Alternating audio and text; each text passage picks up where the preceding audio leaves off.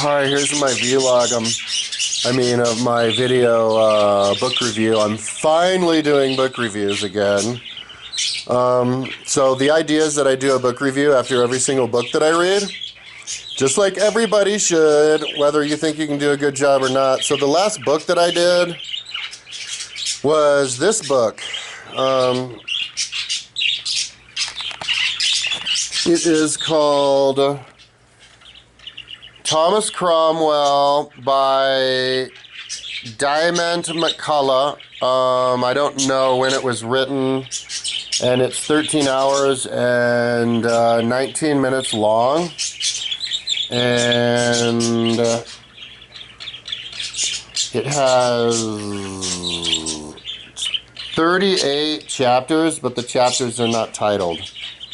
Okay, so that's the book. 13 hours long. So that means that, no, I'm sorry. It's 26 hours and 38 minutes long. So it's a huge book. I don't know how many pages that is. But, so that means I got through it in 13 hours worth of listening. Just finished it yesterday because I listened to it at double time. I listen to most of my books at double time. Not all of them, but most of them. Sometimes the really interesting ones I do at regular speed. So this book, this is not going to be a very good book review. This book, it was like one of those books I could barely pay attention to. I barely even remember anything from the book. It's basically like a vibe. Well, I can tell you the vibe of it. Kind of like somebody who grew up in a household, they could tell you as a baby. They can give you the vibe. Yeah, so Thomas Cromwell was like the chief, like minister of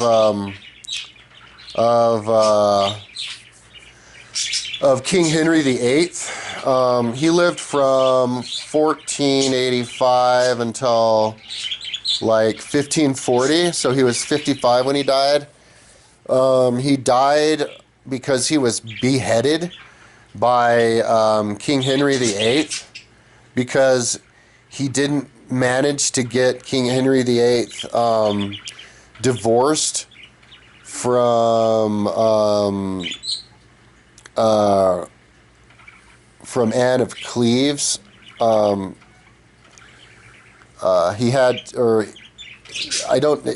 did get it. He got the marriage annulled, but I guess it was too messy and he didn't do as well of a job as he was supposed to. So he got beheaded for it, and somebody else, even his underling, got beheaded alongside him for that. So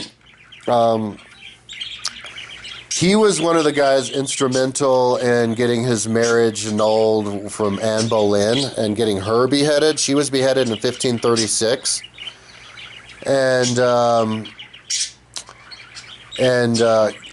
Yeah, so I'll just talk about just the vibe of what's going on there and the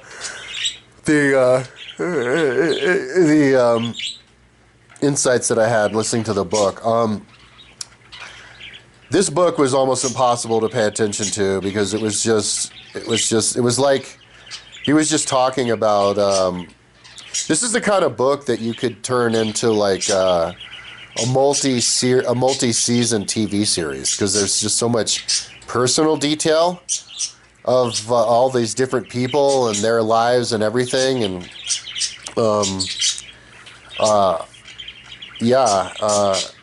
there should be a book. There should be a miniseries.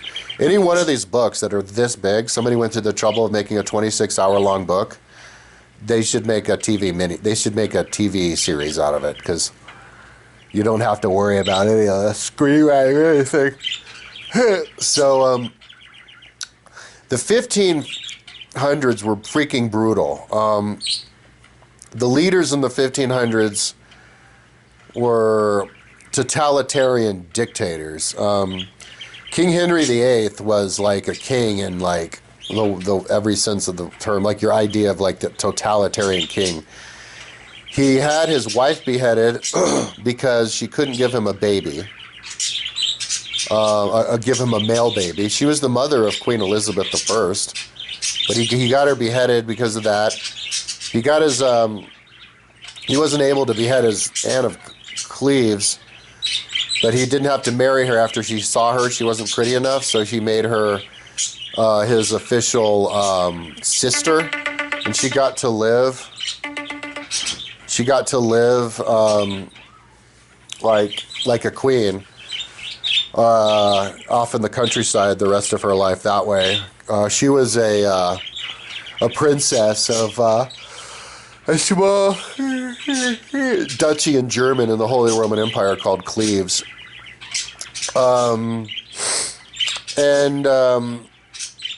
King Henry VIII divorced his first wife, Catherine of Aragon, who was the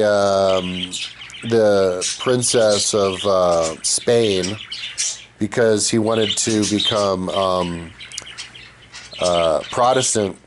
So, so he was brutal. He had 6 wives, and I think he killed another one too. He beheaded another young girl.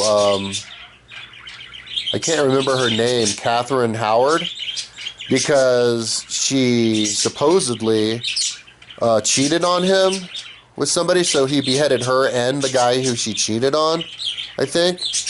And so the guy was just brutal. He seems like a horrible person. I hope he burns in hell for 10,000 years for that.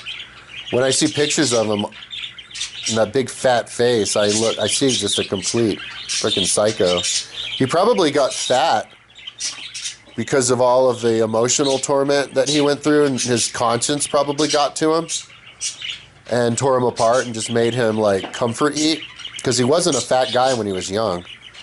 And by the time he died, he couldn't even stand up. So that's what power does to you. Kind of reminds me of Michael Jackson. He was like skin and bones when he died.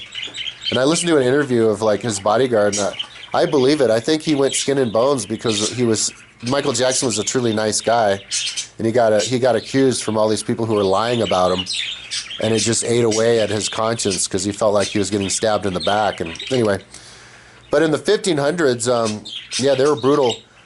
But I guess King Henry VIII wasn't the worst. Ivan the Terrible lived at the same time, and he murdered his son by hitting him over the head with a scepter. So the impression that I got, the insight that I got, as I was hearing this book and and thinking about what the power that the king had. So that was a totalitarian dictatorship. So I was like, oh, is that like similar to today? No, but it was different because like that's kind of like how like most of the countries were, totalitarian dictatorship. So it's not like the leader was the worst person around. He was like, everybody was bad. And so it was just how the world was. And so back in those days, you could have a totalitarian dictatorship where the king could kill people, but just because. But he was also subject at the same time to Rome. Like that's why he couldn't divorce, because he had to be Catholic. He couldn't. He had to go through like permission process with the Catholic Church with Rome, and so the Roman. It was just interesting how the Roman Empire stayed around. The Roman, like when Rome became the capital of the world, I think it lasted so long because people kind of, our natural instinct is to want a central capital so that we can have a world society, and you want a central capital for that, shining city on the hill. The original saying for that was Jerusalem, but back in those days, most of the cities were on a hill. In the Copper Age, Bronze Age, but so like that's why it took it. Like the leaders screwed it up so much, and Rome still was the capital of the world. And then the Roman Empire fell when all the barbarians came in conjunction with the leaders backstabbing each other. But like when the city fell in 410, they destroyed the city. They like took all of the emperor bodies out of the tombs, and they They defaced it and stole all the gold.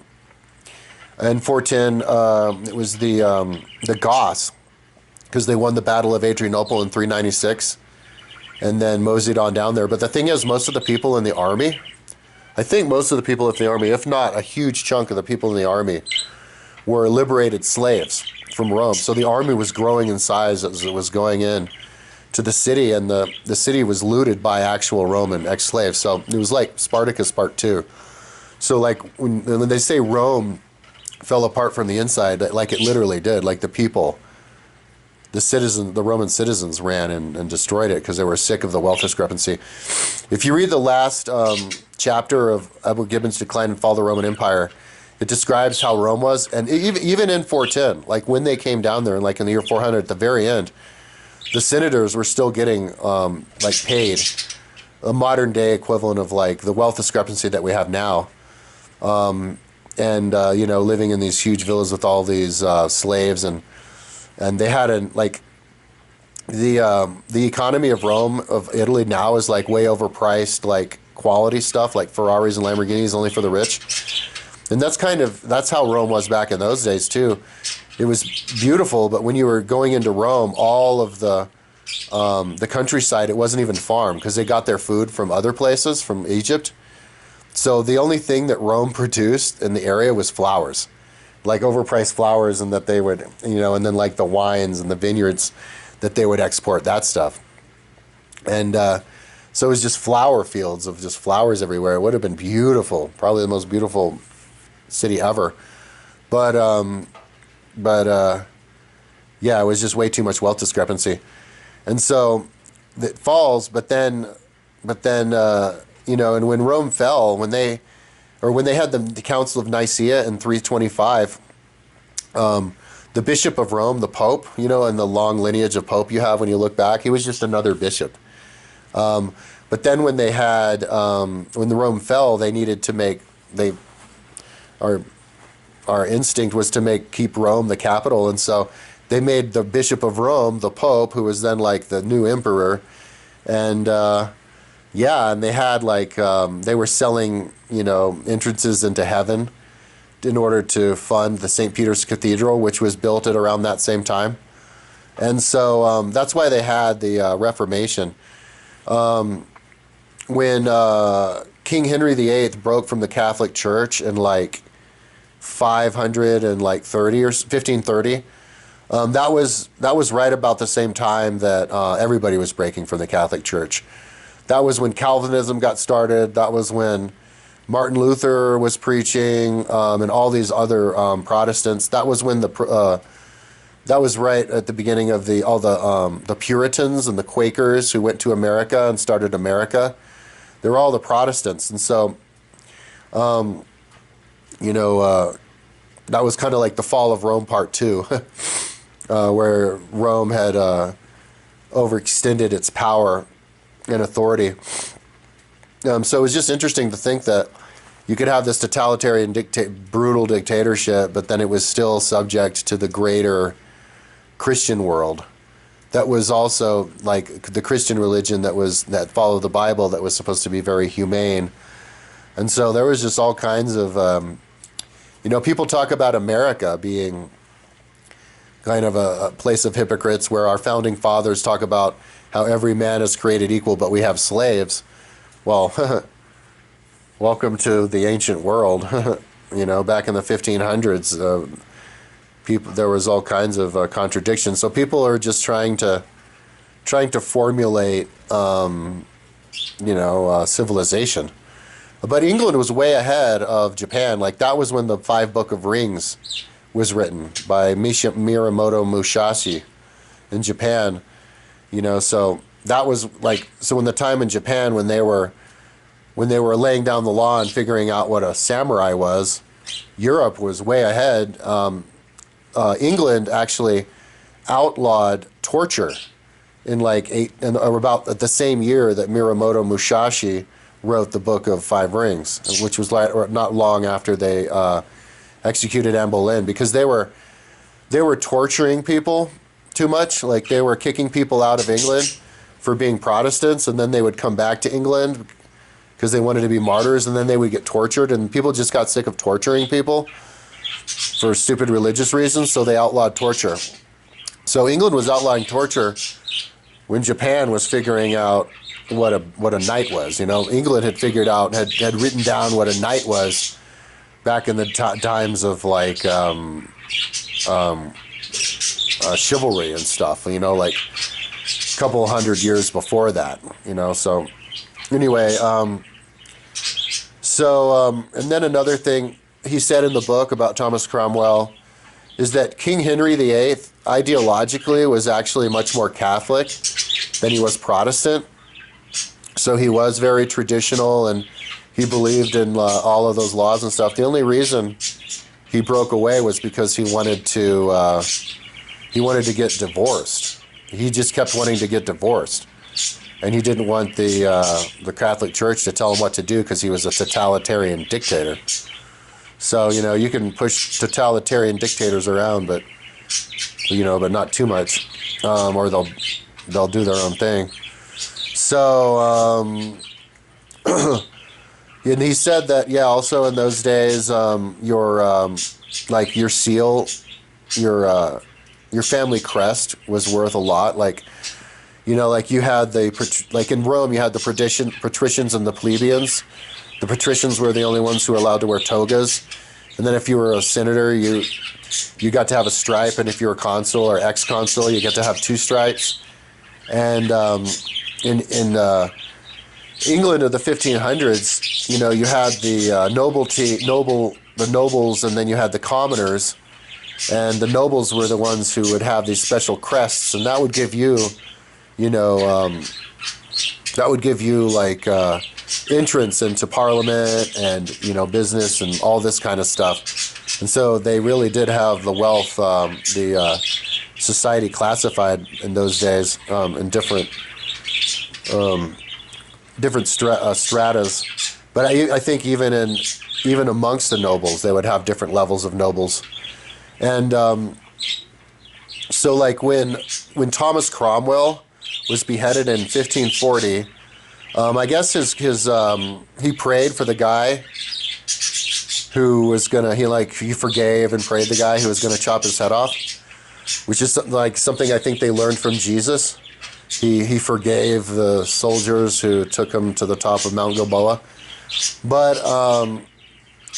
the guy botched his beheading. He had to like whack his head like 7 times, and he didn't die on the first one. It was really gruesome, and so that was too bad.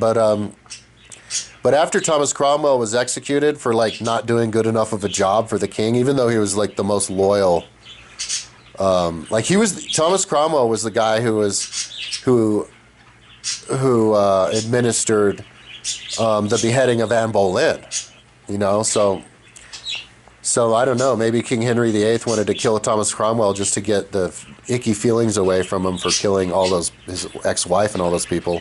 If he could kill the guy who killed them, he could forget about it. But anyway, after he had Thomas Cromwell executed, his son wrote the king and said, "Well, can I take his power?" And so the King Henry VIII. Instead of giving Thomas Cromwell stuff away and his position away, he just passed it on to his son. And so his son got to have his crest and his position and his holdings and all that, and kept the family going. So that was like the way that King Henry VIII was magnanimous, and showed how he was not afraid of like retribution from the son. And I think that was pretty much, if you look in the history of kings, he was probably the most powerful king. Your classic idea of like a king Donald Trump's classic idea of a king who's all powerful. So that was a hard ass read, and I'm so glad I finally got through it. It took me like more than a week, because I was out hearing this thing and I'm like, I'm not paying attention to a single thing this dude is saying. Because he's talking about some random person's like, life. That I can't keep up with that stuff. So I'm glad to move on. I'm going to do Nero next. And from now on, every time I do a book, it's book review. And if anybody wants me to read a book for you, any old history book, as long as it's a big classic history book, there's a good chance it's already on my list or on my website. I'll do it. I'll read the book for you and do the book review. I'm all about that. Okay, talk to you later.